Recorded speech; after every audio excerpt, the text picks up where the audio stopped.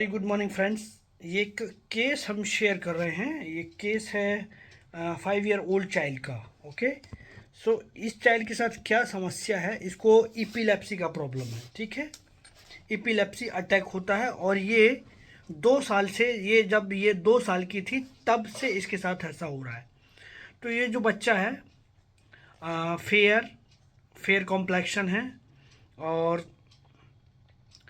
इसकी मदर ने सडनली इसको नोटिस किया कि इसके साथ ऐसा क्या हो रहा है। ठीक है, तो पहले तो समझ नहीं पाई, उसको लगा कि ये खेल कूद रही होगी, बट उसके साथ ऐसा जब सडनली हुआ तो फिर उसकी मदर ने गौर किया कि हाँ कुछ प्रॉब्लम है। तो उसके बारे में थोड़ा सा हमने ये समझने की कोशिश करी जैसे हम हर केस में एक बार समझने की कोशिश करते हैं कि इसका कॉज कुछ है क्या ऐसा। तो उसकी मदर ने बताया कि हाँ एक बार ये बिस्तर पे सो रही थी बेड पे अपने और वो गिर गई और उसके बाद से थोड़ा सा इसमें फीवर आया और थोड़ा ये रिजिड फील हुई हमको, हैं मतलब थोड़ा सा टाइट फील हुआ और उसके बाद उसको फीवर आया। ठीक है, और उसके बाद उसका टीथ ग्राइंडिंग शुरू हो गया। और वो कई बार ऐसे पहले भी गिर गिर चुकी है बिस्तर से, और वो कई बार खुद भी उठ के बेड पे वापस आ जाती है। ठीक है, तो उसके बाद से ही इसको ना टीथ ग्राइंडिंग का प्रॉब्लम शुरू हो गया, बाइट लिप को बाइट कर लेती है। ठीक है, तो फिर हमको समझा कि इसका कुछ प्रॉब्लम हो सकता है, तो फिर हमने डॉक्टर्स को कंसल्ट किया तो finally they diagnosed as a epileptic patient. ठीक है, तो फ्रेंड हमको ना एपिलेप्सी को नहीं समझना है इतना डिटेल में कि वो एक्चुअली होता क्या है, कन्वर्जन होते हैं, ये आपको समझना है, क्लिनिकल आइडिया होना चाहिए। बट बीइंग अ होम्योपैथ हमको ये समझना है कि ये जो पेशेंट होते हैं ना, ये पेशेंट को समझना होता है और उसके ऊपर हमको रेमेडी देनी होती है। तो वो पेशेंट, वो बच्चा किस रेमेडी का हो सकता है, कोई एडल्ट किस रेमेडी का हो सकता है। ठीक है, तो कोई भी बंदा, कोई भी पर्सन वो किस रेमेडी को बिलोंग करता है, उसके जो ट्रेड्स हैं वो किस, हमारी होम्योपैथी में कौन सी ऐसी रेमेडी है जिसमें जिसके ट्रेड्स आपस में मैच खाते हैं। तो देखो आप, जब ये पेशेंट हमारे पास आया तो बच्चों में आपको करना क्या है, ऑब्जर्वेशन करना है, देखना है कि कौन सा बच्चा क्या कर रहा है।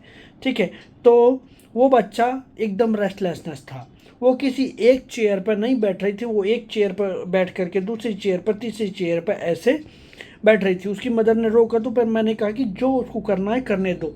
तो जब भी आपकी क्लिनिक पर ऐसे बच्चे आते हैं तो let him allowed what ever they want. ठीक है, तो आप उनको ऑब्जर्व करिए और उनको देखिए कि वो कर क्या रहे हैं, उसी में से आपके बहुत सारे रूब्रिक्स क्लियर हो जाएंगे। ठीक है, तो ये कभी ये इसको इसको पकड़ रही थी, कभी उसको पकड़ रही थी, कभी उसके साथ। ठीक है, तो वो कभी बुक के साथ खेल रही थी, कभी चेयर के साथ, कुछ भी कर रही थी। ठीक है, तो उसकी मदर ने अपनी पूरा हिस्ट्री बताया उस बच्चे का और जितनी सारी मोटी फाइल लेके आई थी पूरा हिस्ट्री बताया। तो उसकी मदर को उसने बहुत मुश्किल से बोलने दिया और हिस्ट्री को एक्सप्लेन करने दिया। बार बार बार बार उसकी मदर को वो इंटरप्ट कर दे रही थी। ठीक है, जैसे मैं और उसकी मदर बात कर रहे हैं तो वो बार बार बार बार मदर को इंटरप्ट कर रही थी और मदर को गुस्सा भी आ रहा था उसके इस बिहेवियर से। तो वो इंटरप्ट कर रही थी बार बार। तो मैंने थोड़ी देर ऑब्जर्व किया कि ये आखिर कर क्या रही है। ठीक है, तो वो एक्चुअली ना मदर से बार बार बार बार वो कुछ इंटरप्शन का मतलब, हाँ, जो हमको फील आ रहा था, वो बार बार मदर से क्वेश्चन कर रही थी कि ये क्या है, वो क्या है। ठीक है, इस तरीके से वो बहुत सारे क्वेश्चन पूछ रही थी और मदर उसको ना जोर से, और मदर भी उसको समझ नहीं पा रही थी क्योंकि मदर अभी अपने बच्चे की प्रॉब्लम को लेके आई, तो उसको उसकी क्यूरियोसिटी से कोई लेना देना नहीं है। लेकिन मदर ने उसको डांट दिया कि तुम इंटरप्ट कर रही हो बार बार। लेकिन मैं समझ चुका था कि ये क्या चाह रही है, मतलब अपनी जो उसके अंदर की जो जिज्ञासा है, क्यूरियोसिटी है, वो उसको सेटिस्फाइड कर रही थी बार बार मदर से क्वेश्चन करके। तो फिर यहीं से मैंने उससे पूछ लिया कि इसका नेचर कैसा है। तो मदर ने बताया कि इसका नेचर बहुत इंटेलिजेंट है, बहुत इंक्विजिटिव है,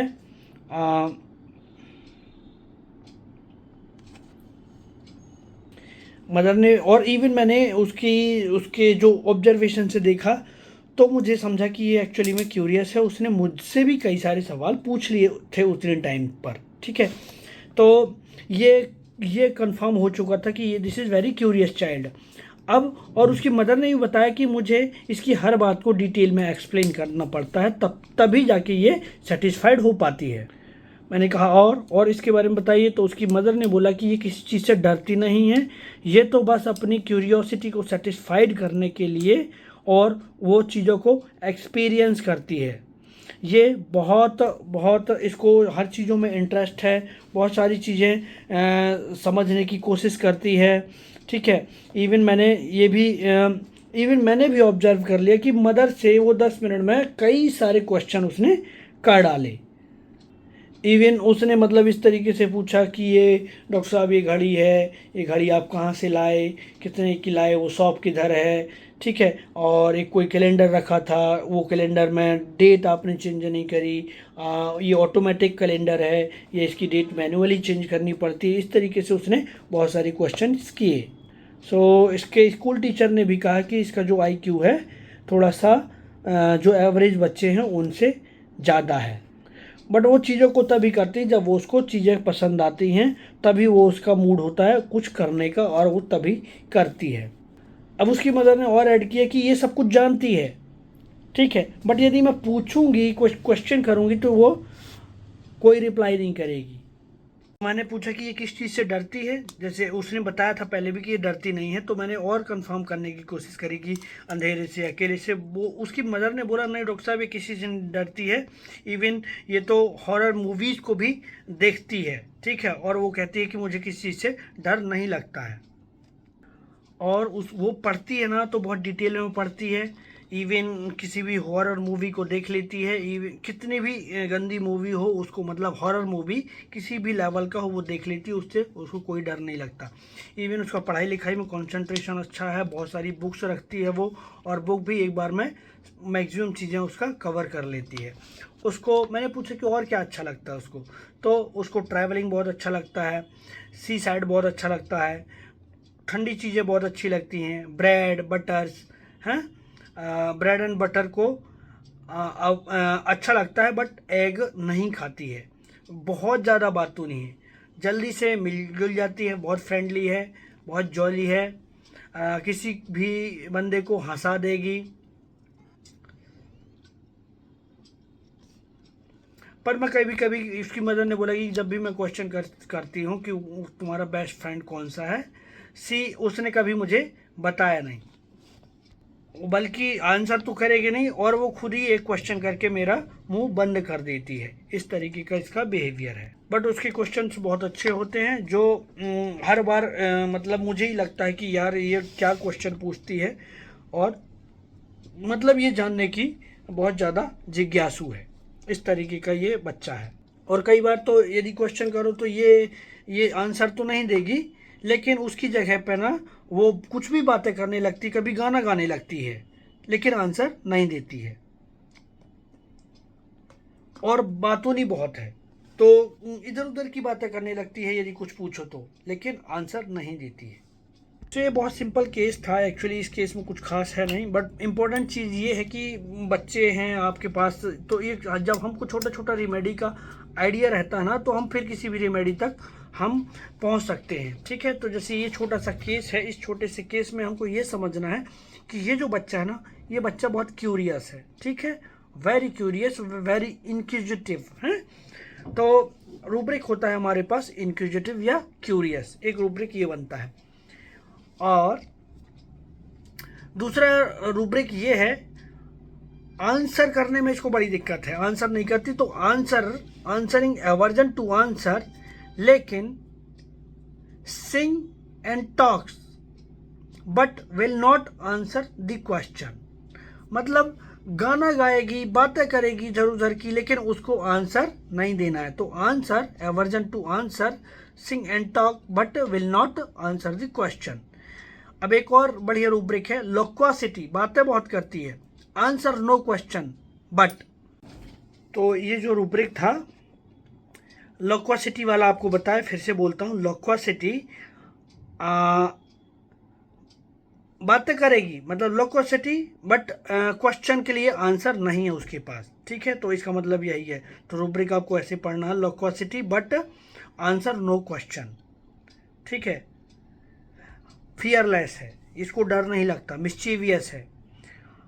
रूब्रिक है एक और हमारे पास, डिस्टॉर्शन फेस, डिस्टॉर्शन माउथ, ठीक है। तो इसमें मतलब जब इपिलेप्सी होती है तो उसका फेस टेढ़ा हो जाता है।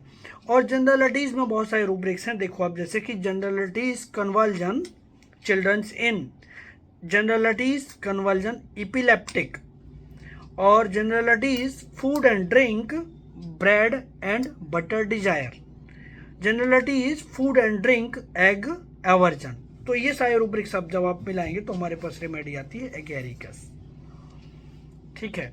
तो एगेरिकस 200 देने के बाद वो बच्चा काफ़ी बेहतर हो गया, और फिर उसको एक डोज और लगा, और उसके बाद फिर उसको कन्वर्जन नहीं आए। So 2 dose remedy was enough to handle such kind of cases. So इस रेमेडी को समझते हैं आप। तो एगेरिकस जो रेमेडी है ना, agaricus very intelligent remedy, and actually the curiosity makes him और हर इंटेलिजेंट, राइट। सो उसको इतनी ज़्यादा जानने की इच्छा होती है कि उसका जो इंटेलेक्ट होता ना, बहुत हाई हाई इंटेलेक्ट होता। लाइक आप ये समझो आपकी, जो हमारे जो इतने सारे साइंटिस्ट थे ना, वो भी उस कैटेगरी में आ सकते हैं। Like Einstein, Leonardo Vinci, Hahnemann himself, ठीक है। ये भी जितने भी साइंटिस्ट होते हैं ना, वो एक्चुअली वो क्यूरियस होते हैं, want to know the things, that's why they become genius and they become master of their field, ठीक है। सो उनकी क्यूरियोसिटी, तो ये जो एगेरिकस चाइल्ड होते हैं ना, उनकी क्यूरियोसिटी भी बहुत हाई ग्रेड की होती है। You can not satisfied them easily, मतलब वो सवाल पूछते जाएंगे, मतलब जो AK-47 की तरह आपके ऊपर क्वेश्चन दागते जाएंगे। तो किसने क्या बनाया, ठीक है, मतलब ये किस चीज़ से बना है, क्यों बना है, क्या यूज़ होता है, इस तरीके की उसकी क्यूरियोसिटी होती है, और डीप लेवल की होती है। सो क्यूरियोसिटी के अंदर बहुत सारी रेमेडीज़ हैं, बट सबका क्यूरियोसिटी डिफरेंट होता है। एक्चुअली सबका क्यूरियोसिटी डिफरेंट होता है। अभी देखो आप, जैसे हमारे पास क्यूरियोसिटी की जो मार्क्ड रेमेडियाँ हैं, एगेरिकस और carcinosin chocolate, hyoscyamus lachesis, laurocerasus, lycopodium, phosphorus pulsatilla, CPS, sulphur and veratrum. तो इसमें होता क्या है कि इन सब रेमेडीज़ का क्यूरियोसिटी डिफरेंट डिफरेंट होता है, ठीक है। अभी देखो आप, जैसे गैरिकस का क्यूरियोसिटी वो थोड़ा सा डिफरेंट होता है। उसका क्यूरियोसिटी सुपर नेचुरल थिंग्स, ठीक है, जो इंटेंगेबल है, जो इजीली अंडरस्टैंड नहीं किया जा सकता, लाइक घोस्ट, स्पिरिट, यूएफओज, ठीक है, मेटाफिजिक्स, ठीक है, मेटाफिजिकल थिंग्स, जो लाइफ डेथ, इन सब चीज़ों के बारे में वो क्वेश्चंस करेगा। काफ़ी डेप्थ की चीज़ों के बारे में जानने की कोशिश करता है एगेरिकस।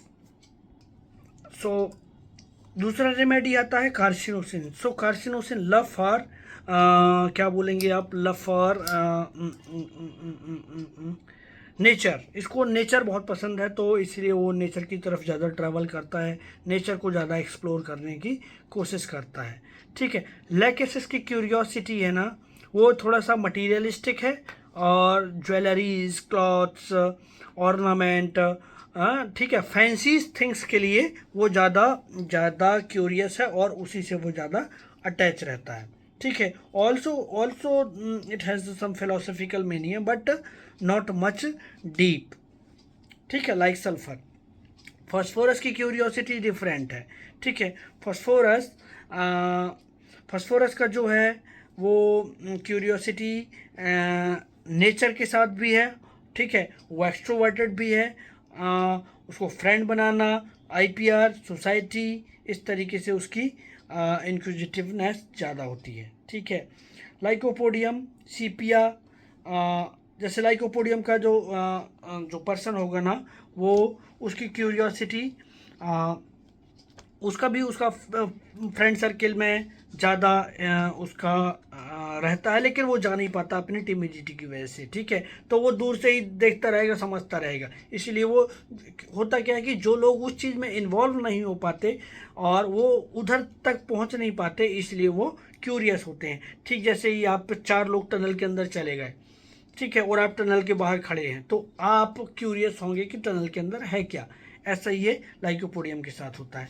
सल्फर का क्यूरियोसिटी तो बहुत डिफरेंट होता है। उसका क्यूरियोसिटी एक, वो सल्फर एक्चुअली बहुत इमेजिनेशन वाला बंदा है, ठीक है, इमेजिनेशन। तो उसको भी उसको टाइम स्पेस इस तरीके का बहुत फिलोसोफर होता है वो।